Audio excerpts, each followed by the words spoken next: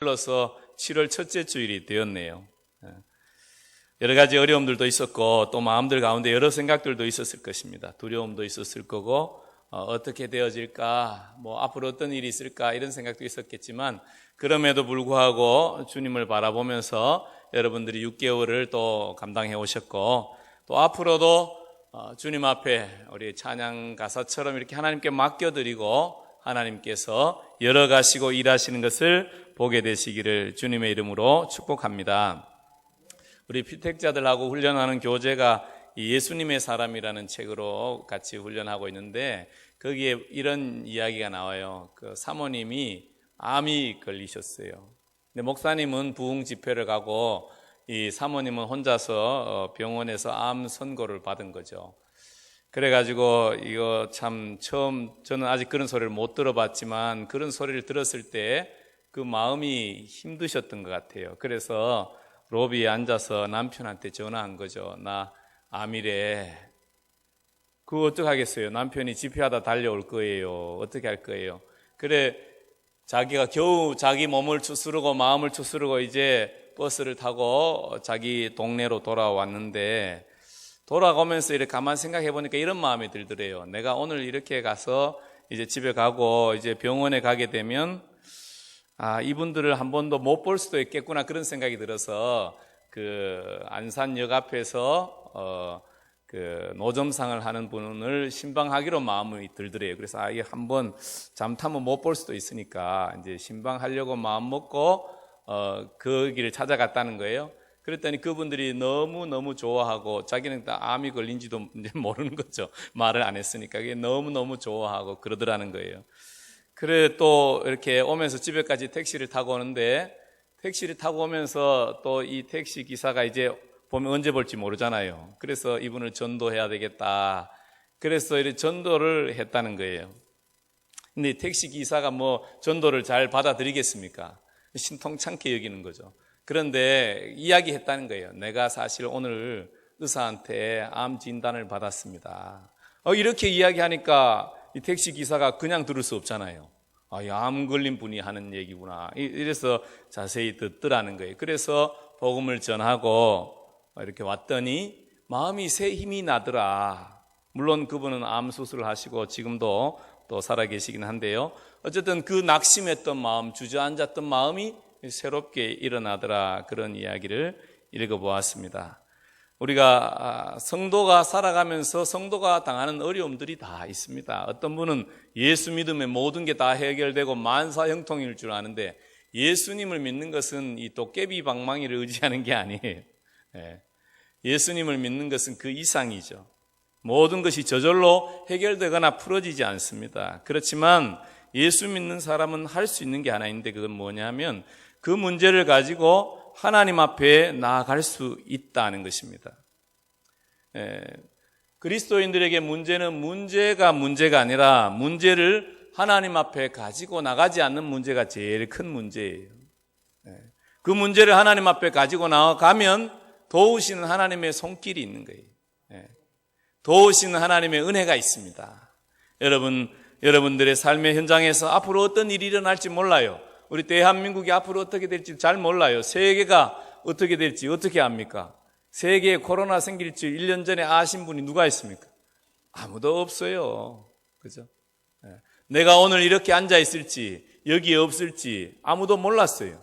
그런데 오늘 보니까 우리가 여기 있는 거예요. 우리는 오늘 하루하루를 살아가면서 앞으로 어떤 일이 일어날까에 대해서 두려워하고 염려하고 생각하기보다는 지금 하나님께서 내게 원하는 것이 무엇일까를 생각하고 한 걸음씩 주님 앞으로 나아가는 것입니다.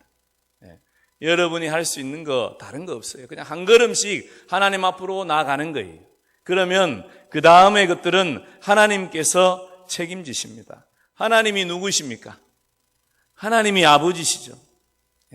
우리에게는 아버지가 계시는 것입니다. 아버지는 자녀들을 도와주기를 원해요. 어떻게 하든지 자녀들에게 잘 해주기를 원해요. 저희 아들이 데이트할 때가 됐나 봐요. 저한테 물었어요. 아빠는 어떤 여자가 며느리가 됐으면 좋겠어? 예, 구지훈 집사님 어떤 며느리 생겼으면 좋겠어요? 아직도 유치원생이긴 하지만 말이죠. 여러분 어떤 며느리가 생기면 좋겠어요? 다른 거 없어요. 네가 행복하게 살 수 있는 그런 사람을 만났으면 좋겠다. 뭐 그게 어떤 것인지는 여러 모습이 있겠죠. 예. 우리 아버지는 도와줄 수 없죠. 저는 뭐 잘 도와줄 수 있는 능력이 없습니다. 그럼에도 불구하고 기대하는 것은 그런 마음이죠. 그러나 우리 하나님 아버지는 우리를 도와주기를 원하시고 도우실 능력이 있는 분이. 그래서 하나님께서 우리에게 누구를 보내셨습니까? 보혜사 성령님을 보낸 거예요. 오늘 말씀 마지막 절에 구하는 자에게 성령을 주시지 않겠느냐, 도와줄 준비가 되어 있다는 거예요. 나는 돕기 위해서 성령을 너희에게 보냈다. 주님이 말씀하시는 것입니다.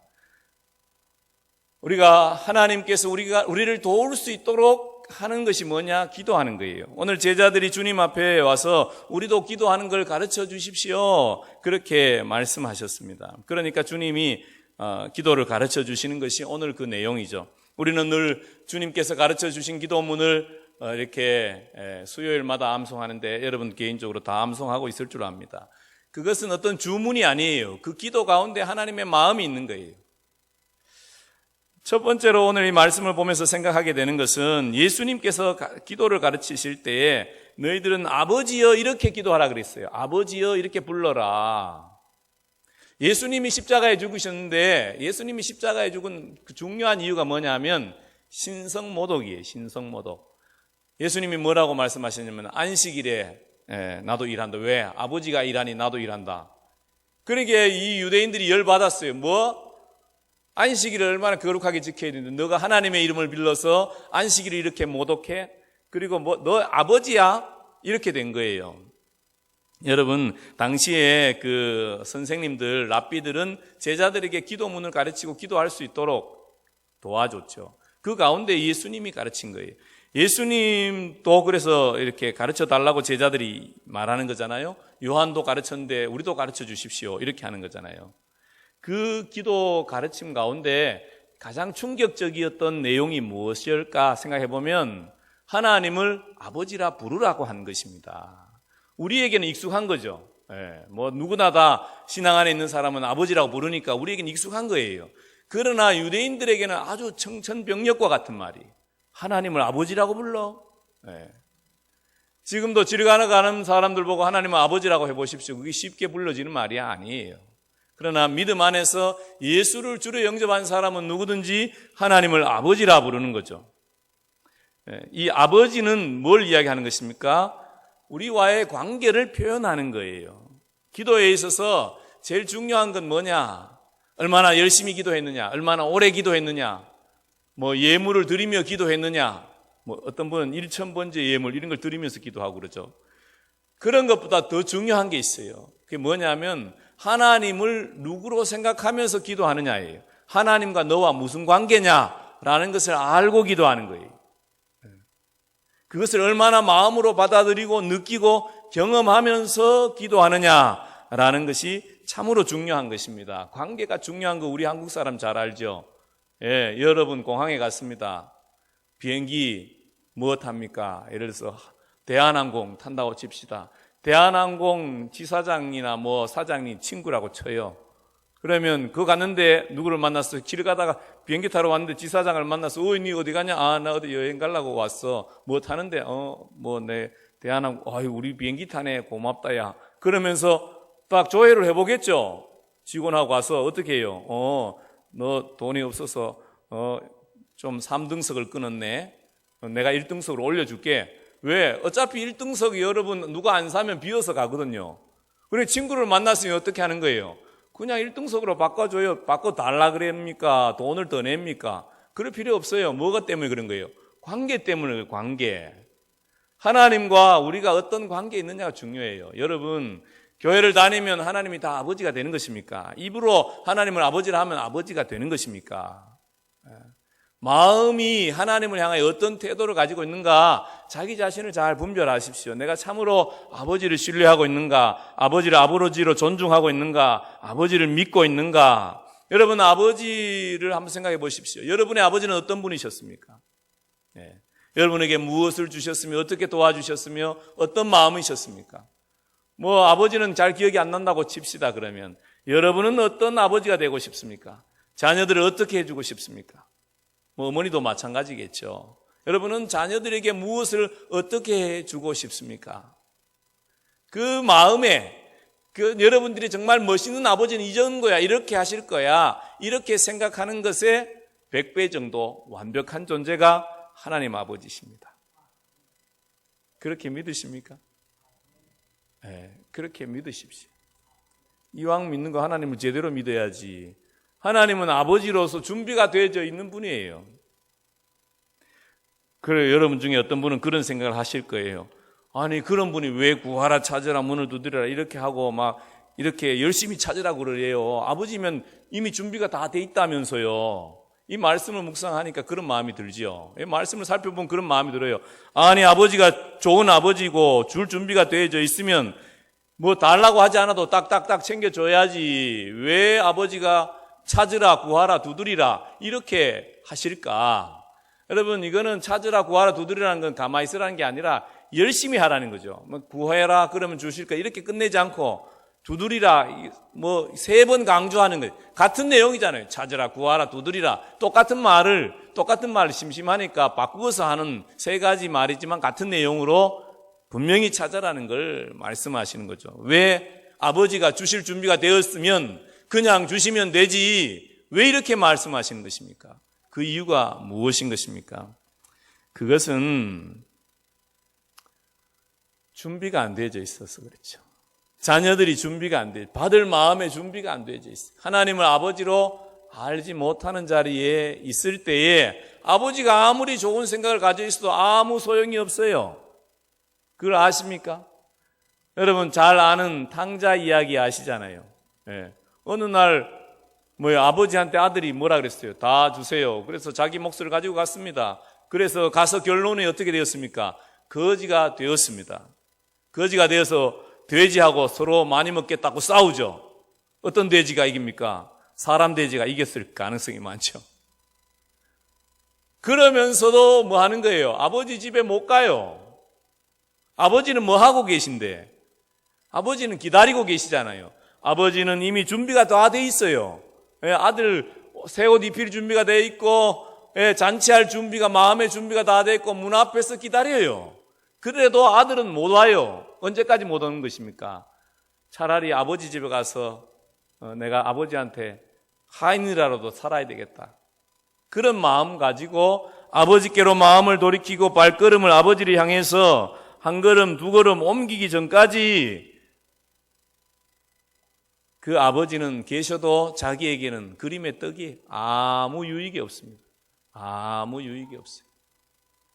그냥 돼지 밥을 뺏어 먹느라고 고생하며 살아야 되는 그런 자리에 있는 거예요. 우리 그리스도인들이 하나님을 아버지로 알되 그 아버지를 향하여 마음을 옮기고 발걸음을 옮기고 아버지께로 나아가지 않으면 우리가 아버지가 예비하신 은혜와 사랑과 축복을 받아 누리지 못할 것이기 때문에 하나님께서 우리에게 말씀하는 구하라, 찾으라, 문을 두드리라, 애써라. 너 마음을 열고 내게로 나와야지. 우리의 문제가 아니에요. 하나님의 문제가 아니에요. 우리의 문제인 거예요. 우리와 하나님 사이를 가로막는 게 무엇입니까? 어떤 사람은 욕심이죠. 어떤 사람은 유혹이에요. 어떤 사람은 고난과 어려움이, 낙심이 하나님께로 가는 발걸음을 가로막죠. 그 이야기는 철로역정이라는 이야기를 보면 잘 나타나고 있잖아요. 아버지께로 가는 길이 쉽지 않나요? 쉽지 않아. 무거운 짐을 지고 여러 가지 유혹들과 싸워가면서 가는 길이죠.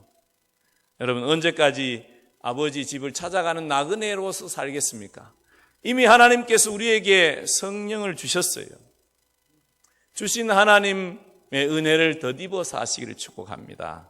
성령 하나님과 함께 살아가는 삶은 쉬워요. 가벼워. 무겁지를 않아. 인생이 무겁고 힘들고 어렵다. 그런 분들은 환경이 어려워서 그렇다고 생각하지 마시고 내가 아버지께로 가지 않고 있구나. 이거를 아시길 바랍니다. 내가 아버지께로 나아가지 않구나. 내가 하나님께로 나아가지 않구나. 주님께서 우리에게 기도하라고 하신 내용이 있습니다. 길게 살피진 않겠습니다. 간단하게 말씀드리면 아버지의 이름이 거룩히 여김을 받도록 기도해라. 그러니까 아버지의 이름이 높임을 받도록 기도해라는 것인데, 여러분, 하나님은 자녀들을 통해서 존중받기를 원하십니다. 너 하나님을 좀 존중해라 이 말이죠. 또 다른 말로 바뀌면 너가 존중하는 삶으로 사람들에게 야, 그 집 아들 다르네, 이런 소리 좀 듣게 해라 하는 거죠. 그렇잖아요. 너 예수 믿는다더니 좀 다르네, 하나님이 정말 너를 보니 살아 계신 것 같으네, 그렇게 되도록 너 기도해라는 거죠. 또 나라가 임하시오며, 하나님이 나라가 이 땅 가운데 임한다, 하나님이 다스리는 나라가 되도록 기도해라는 거잖아요. 그럼 뭘 이야기하는 거예요? 하나님께서 이 땅을 다스리고 싶은데 너가 하나님의 대리자로 좀 쓰임받으면 안 되겠느냐, 이렇게 말하는 거죠. 내가 너의 가정을 다스리고 싶은데 너가 나의 대리자가 되어서 너희 가정을 좀 다스리면 안 되겠느냐. 너가 나의 대리자가 되어서 너희가 살고 있는 지역을 좀 섬기고 직장을 섬기고 나라를 좀 섬기고 다스려가면 안 되겠느냐. 너를 내가 그렇게 세워주고 싶다는 하나님의 말씀인 것입니다. 또 하나님께서 우리에게 날마다 일용할 양식을 주시옵고 이렇게 기도하라는 거죠. 그럼 뭘 말하는 것입니까? 나는 너의 필요에 관심이 있다는 거예요. 너의 문제에 내가 관심이 있다는 거죠. 그러니까 뭘 하라는 것입니까? 그 문제에 나를 좀 초청해 주면 안 되겠느냐, 이 말이죠.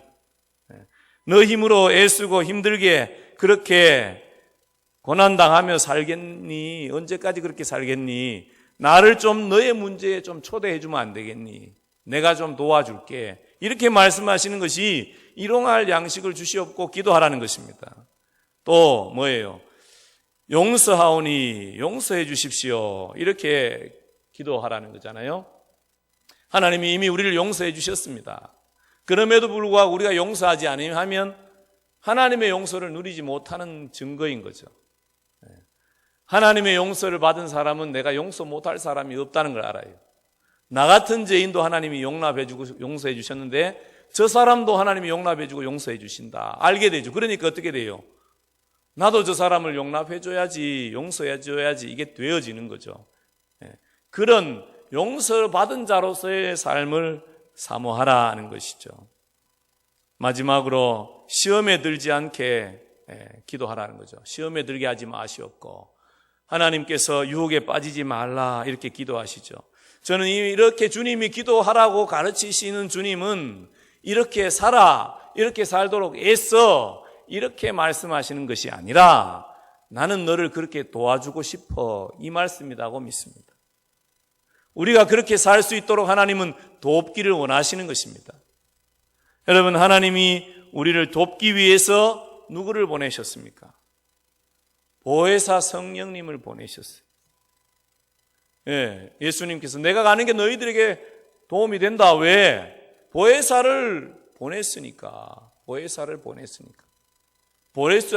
있으니까. 내가 가야 돕는 성령님을 보낼 수 있으니까 내가 아버지께로 가기를 원한다, 그렇게 말씀하시죠.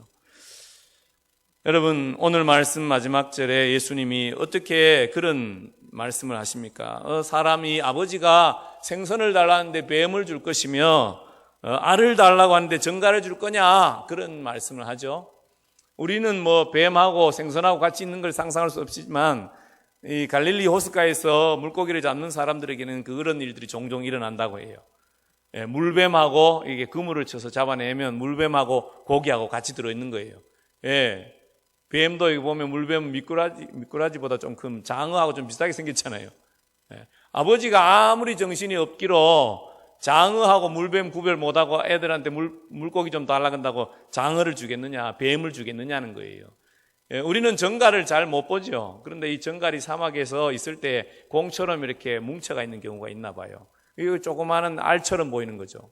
그러니까 아무리 정신이 없기로 아버지가 자녀에게 정갈을 주겠냐, 알을 달라고, 달걀 하나 달라는데 정갈 줄 사람이 누가 있느냐는 거예요. 없다는 거죠. 그 위에 나오는 그 이야기도 마찬가지예요. 어떤 사람이 떡 3덩이 달라고 찾아왔잖아요. 여기에서 간청함을 인하여 줄 거다. 우리 이 말씀을 보면 간청한다는 것은 뭐 내놓으라고 막 달라고 하면 안 줄 수 없지 않겠느냐 이런 말인데요. 유대 지역을 한번 생각해 보면 2000년 전에 예수님이 살았을 동네를 생각해 보면 이 말이 더 우리에게 피부에 확 와닿습니다. 여러분 시골 동네, 여러분 30년 전에 살았던 시골 동네 생각해 보세요. 누구 집에 밥이 있는지 숟가락이 있는지 다 알잖아요. 그래요. 오늘 그 집에 잔치를 하거나 뭐 떡이 있다는 걸 알아요. 밥이 있다, 쌀이 있다는 걸 알아요. 그래 가서 달라고 하는 거죠. 근데 만약에 제가 김진희 장로님 집에 가서 밥 한 그릇 주세요. 근데 안 줬어. 시골 동네예요. 그러면 어떻게 소문이 나겠어요? 글쎄 사람이 그렇게 독할 수가 있냐 말이지. 자기 먹으려고 하는 것도 아니고 손님이 와서 대접할 게 없어가지고 좀 빌리러 왔는데 글쎄 그것도 안 줬대. 그렇게 되면 어떻게 되는 거예요? 이제 그 동네 살기 어려워져요. 그게 무슨 말인지 이해가 되시죠? 이 간청함은 그런 의미인 거예요. 체면이 있지. 아버지가 자녀가 달라 그러는데 아버지가 돼서 안 줄 수 있겠느냐 이 말이에요. 우리 하나님께서 이미 우리가 달라고 하는 것을 줄 준비가 되어져 있습니다. 성령님이 우리에게 오셔서 기도를 도와주기를 원하십니다. 우리 성도님들이 그걸 아셔야 돼요. 하나님은 나를 돕기를 원하시는 분이다. 하나님 나에게 은혜 주시기를 원하시는 분이다. 내가 뭐 이렇게 애써서 해야 억지로 뭔가를 쟁취해내야 돼. 옛날에는 그렇게 살았어요.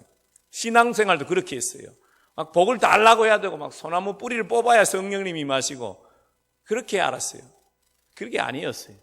이미 성령님이 우리 가운데 와 계시다는 걸 우리가 존중하고 인정하고 성령님과 함께 살기를 소망하고 하나님 어떻게 하면 되겠습니까? 내 문제를 주님 앞에 가지고 나아가면 하나님이 밀어주세요. 하나님이 도와주세요. 문제는 뭐예요? 내가 그걸 하기 싫어해. 왜? 하나님 좀 가만히 놔두세요. 나 내가 살고 싶은 대로 살고 싶어요. 내가 원하는 건 그게 아니에요. 나는 내가 육신이 좀 더 편해야 되고 나는 사람들에게 인정받으면 되지 하나님께는 굳이 인정 안 받아도 돼요. 나는 잘 먹고 잘 살면 되지 천국은 굳이 뭐 꼭 가도 되고 안 가도 될까 나중에 생각해야 돼. 지금 나 너무 바빠요. 난 너무 지금이 좋아요. 나를 그냥 내버려 두세요. 그러면서 뭐 하는 거예요?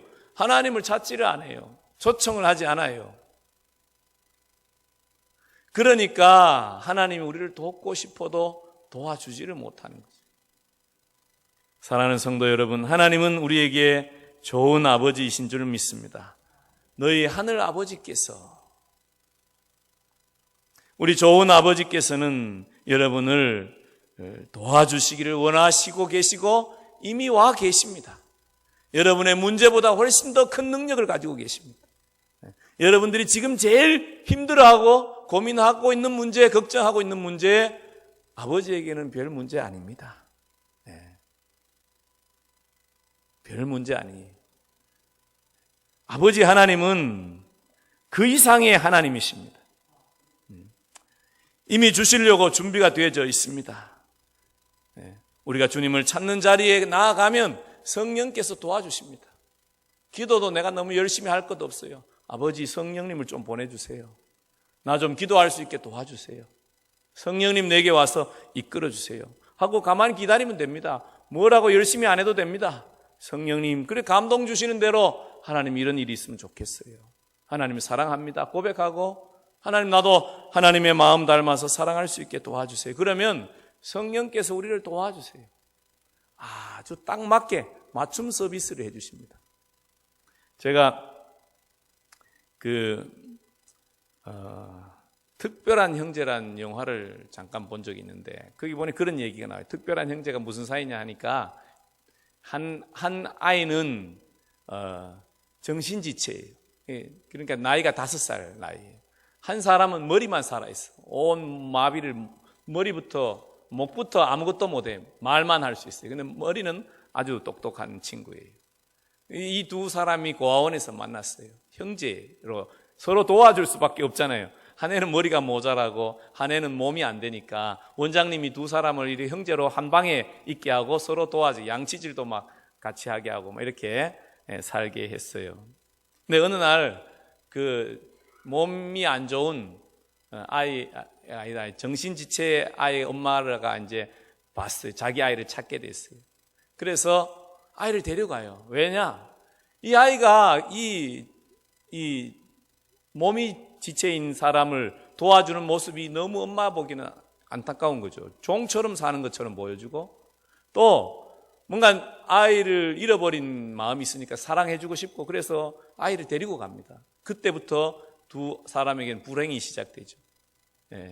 이 머리만 살아있는 친구는 누가 한 수십 년 동안 같이 지내면서 도와준 것처럼 누가 그렇게 맞춤 서비스를 할 수 있겠어요? 안 되죠.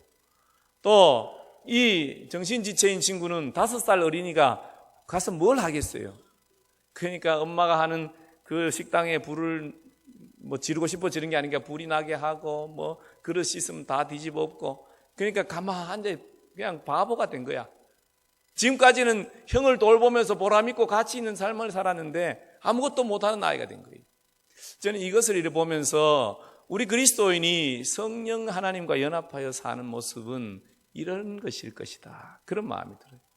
하나님께서 우리에게 꼭 필요하게 정말 맞춤 서비스 하듯이 우리를 도와주기를 원하십니다. 띄어져 있으면 둘 다 문제가 심각해요. 같이 있어야, 함께 있어야 됩니다. 하나님은 우리를 돕기를 원하시고 우리에게 기도를 가르쳐 주시면서 내가 너와 함께 하기를 원하신다, 이렇게 말씀하십니다. 우리가 이제 6개월 하나님의 은혜 가운데 지냈는데 남아있는 6개월 앞으로 우리의 삶 어떻게 살 것입니까? 기도 가운데 성령님의 은혜가 우리 가운데 임하고, 이미 우리 가운데 주신, 하나님이 우리에게 주신 그 성령께서 우리를 이끌어가고, 그 둘이 연합해서 하나가 되어서 함께 살아가면서 함께 하나님의 영광을 나타내고, 하나님이 살아 계셔서 이 땅 가운데에서 우리를 통해서 이 땅을 다스리는 모습을 드러내기를 원하시는 줄 믿습니다. 그 하나님을 여러분들이 사모하시고 찾으심으로 인해서 하나님과 더 친밀한 자리에서 동역하며 하나님의 사람으로 하나님께 영광 돌리는 삶을 사시는 우리 모든 성도님들 되시기를 주님의 이름으로 축복합니다. 기도하겠습니다. 하나님 아버지, 저희들을 자녀로 불러주시고 아버지를 아버지라 부를 수 있도록 도와주시고 성령님을 보내셔서 기도할 수 있게 하시고 하나님의 마음을 알게 도와주시고 하나님과 동행하며 동역하며 하나님의 뜻이 하늘에서 이루어진 것처럼 이 땅 가운데 이루어지는 일에 저희들을 불러주시고 사용해 주실 하나님을 바라보며 감사를 드립니다.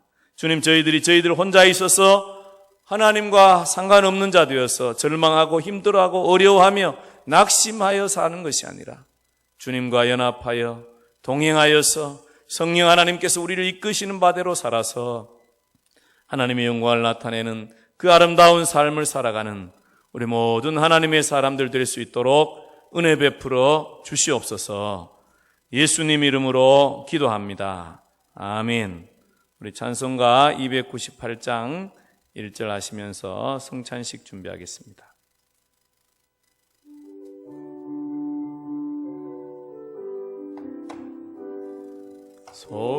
속죄하신 구세주를 내가 찬송하리라.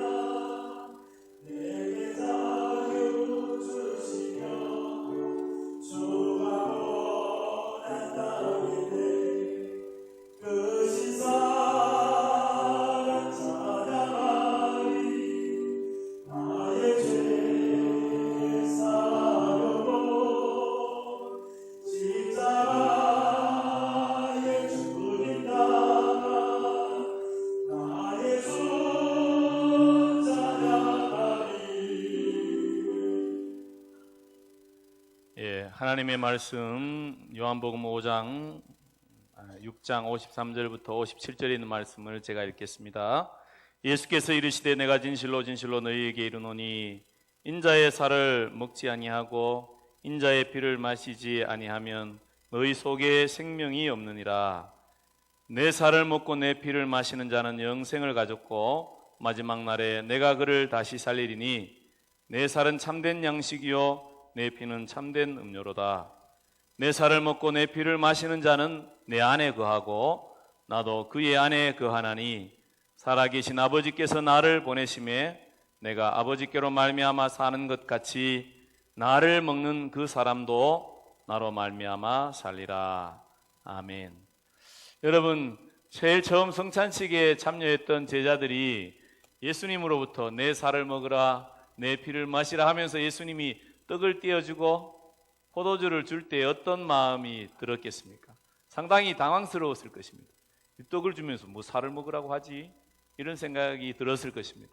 그러나 부활하신 주님을 만나고 또 그들이 주님을 기념하면서 이것은 주님의 몸이다, 주님의 피라고 하면서 성찬식을 행했을 때는 또 새로운 마음이었을 것입니다. 아, 정말 주님의 피, 주님이 십자가에서 나를 위해서 피 흘려주셨지. 그 피를 내가 이 포도주를 통해서 먹는구나. 그러면서 그 떡과 잔을 받았을 것입니다. 그럼 그 일을 행하면서 그들은 그렇게 믿었을 것입니다. 아, 주님께서 약속하셨지. 내 살을 먹고 내 피를 마시는 자는 내 안에 거하고 나도 그의 안에 거한다 하신 것처럼 나는 주님 안에 살고 있고 주님은 내 안에 살고 있다는 것을 그들이 믿었고, 믿음으로 살아갈 때에 그들 가운데 함께 하시는 하나님을 경험한 줄 믿습니다. 우리 사랑하는 성도님들, 우리도 이 성찬을 대하면서 우리 가운데 거하시는 하나님을, 또 예수님을 그대로 믿음으로 받으시고 이 떡과 잔에 동참하시며 주님과 연합하는 은혜를 누리시기를 주님의 이름으로 축복합니다. 기도하겠습니다. 우리를 위해서 살과 피를 나누어 주신 주님, 이 시간 저희들이 주님의 살과 피를 먹고 마시며 하나님의 사람으로 또 새로워지기를 소망하며 주님 앞에 나아갑니다. 성령님, 이 시간 우리 가운데 임하셔서 이 떡과 잔이 단순한 떡과 잔이 아니요 주님의 몸이요 주님의 피가 되게 하셔서 우리가 주님 안에 거하고 주님이 우리 안에 거하는 것을 저희들이 일상으로 경험하며 하나님과 동행하는 삶을 사는 모든 하나님의 사람 되도록 은혜 베풀어 주시옵소서. 예수님 이름으로 기도합니다. 아멘.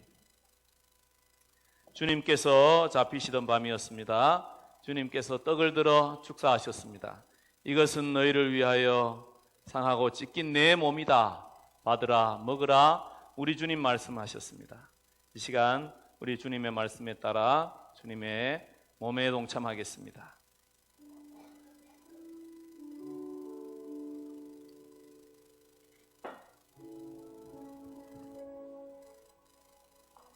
주님의 몸입니다. 주님의 몸입니다. 주님의 몸입니다.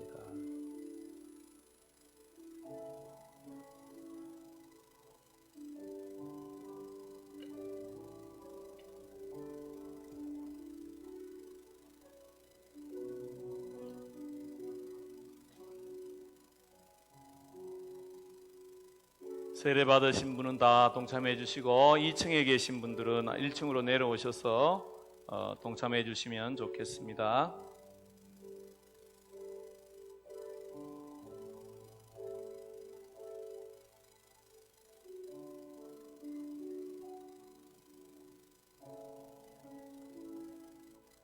그때에 너희는 그리스도 밖에 있었고 이스라엘 나라 밖에 사람이라. 약속의 언약에 대하여 외인이요 세상에 소망이 없고 하나님도 없는 자이더니 이제는 전에 멀리 있던 너희가 그리스도 예수 안에서 그리스도의 피로 가까워졌느니라.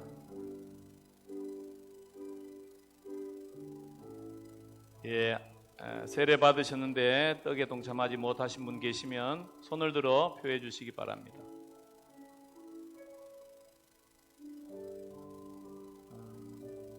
그리고 잔을 받을 때는 여러분 지난번에 하셨던 것처럼 받으셔서 좌석 오른쪽이나 왼쪽 끝으로 놔주시면 좋겠습니다.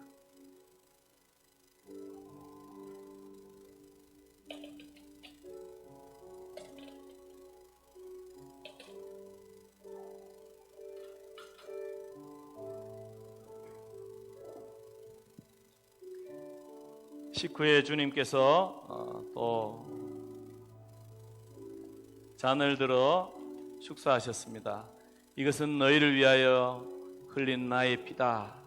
받으라, 마시라. 주님께서 말씀하셨습니다. 또 같이 잔에 동참하겠습니다.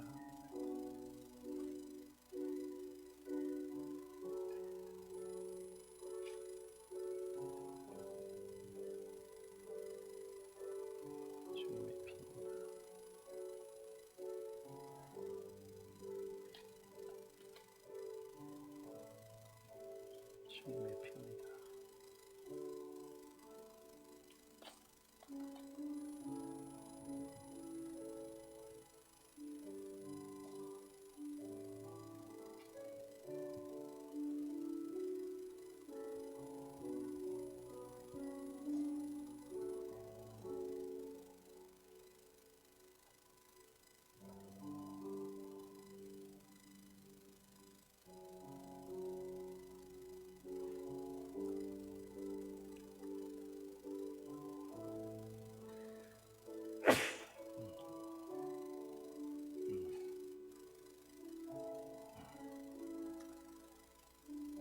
전에 멀리 있던 너희가 그리스도 예수 안에서 그리스도의 피로 가까워졌느니라. 그는 우리의 화평이신지라. 둘로 하나를 만드사 순간에 막힌 담을 허시고 원수된 것 곧 의문에 속한 계명의 율법을 자기 육체로 폐하셨으니 이는 이 둘로 자기 안에서 한 세 사람을 지어 화평하게 하시고 또 십자가로 이 둘을 한 몸으로 하나님과 화평하게 하려 하심이라. 원수된 것을 십자가로 소멸하시고 또 오셔서 먼 데 있는 너희에게 평안을 전하고 가까운 데 있는 자들에게 평안을 전하셨으니 혹시 세례 받으셨는데 여기 동참하셨는데 잔에 동참하지 못하신 분 계시면 손을 들어 표해 주시기 바랍니다.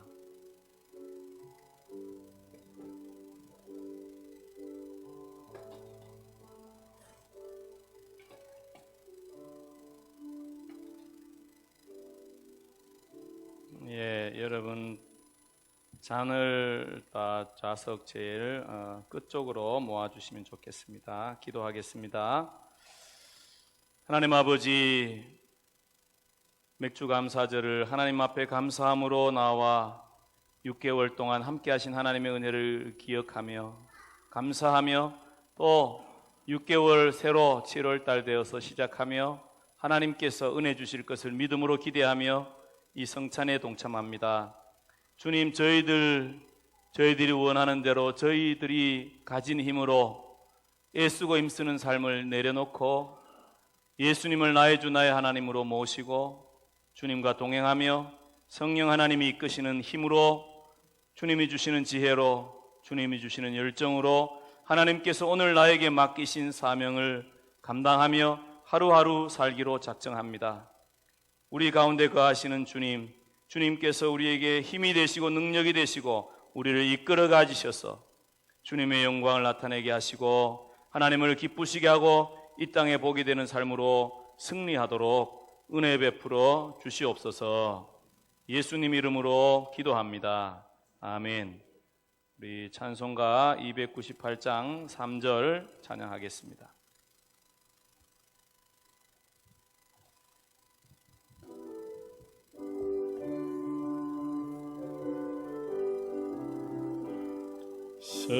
승리하신 구세주를 내가 찬송하리라. 죄와 죽음 지옥 권세 주가 모두 이겼네. 그 신사랑 찬양하리. 나의 죄 사려고 십자가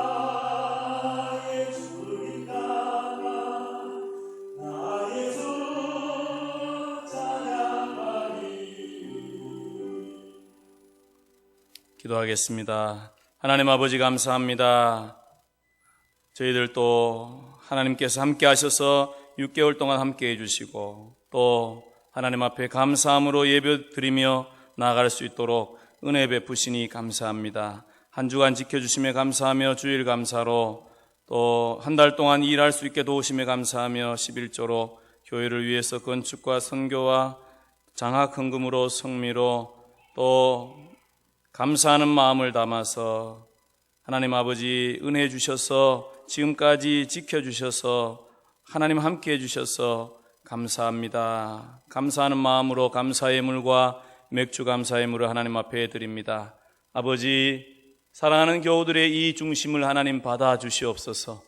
하나님 약속하신 성령님, 우리 가운데 더 충만하게 보내주시옵소서. 하나님과 함께하는 삶이 힘들고 어려운 삶이 아니라 재미있고 하나님 또 역동적이고 또 쉽고 정말 하나님의 영광을 더 크게 드러내는 길인 것을 우리 모든 성도들이 삶의 현장에서 경험할 수 있도록 은혜 베풀어 주시옵소서. 아버지를 존중하며 아버지를 사모하며 아버지를 사랑하는 마음으로 성령님을 초청하고 성령님이 감동 주실 때에 한 걸음씩 순종하며 나아갈 수 있도록 힘을 주시옵소서. 아버지 밀어주셔서 하나님이 뒤에서 밀어주심으로 인해서 우리는 가볍게 하나님 산을 오르는 하나님의 사람들이 다 될 수 있도록 우리의 인생의 모든 남은 여정들, 하나님 세상은 여러 가지로 어렵다 힘들다 앞으로 어떻게 될지 모르는 불안 가운데 있을지라도 우리는 아버지의 손을 잡고 가는 평강 가운데 있는 하나님의 사람으로 이 땅 가운데 하나님께 영광을 돌리는 귀한 하나님의 사람들이 다 될 수 있도록 은혜 베풀어 주시옵소서. 하나님 성도들에게 필요한 것들을 공급하여 주신 하나님을 기대합니다. 하나님이 영육간에 더 강건하게 해주십시오. 지혜와 계시의 영을 부어주십시오. 하나님 은사와 능력들을 배가하여 주시고 확장시켜 주셔서 더 많은 생명들에게 주님의 사랑을 나눌 수 있게 도와주십시오. 하나님 물질을 더하여 주십시오. 선한 일에 부할 수 있도록 사업의 문들이 열릴지어다. 관계의 문들이 열릴지어다. 새로운 일터로 나가게 될지어다. 하나님 아버지 학생들에게 지혜와 계시의 영을 더하셔서 공부하고자 하는 열정을 주셔서 하나님께서 그들을 통해서 영광받는 자리로 나아갈 수 있도록 은혜를 주시옵소서. 하나님, 우리 모든 성도들에게 건강을 더하셔서 더 마음껏 섬길 수 있는 자리로 나갈 수 있도록 은혜를 베풀어 주시옵소서. 무엇보다 성령으로 충만하게 하셔서 내 힘으로 살아가는 삶이 아니요 하나님의 은혜로 사는 그 기쁨을 누릴 수 있도록 복의 복을 더하여 주시옵소서. 예수님 이름으로 기도합니다. 아멘.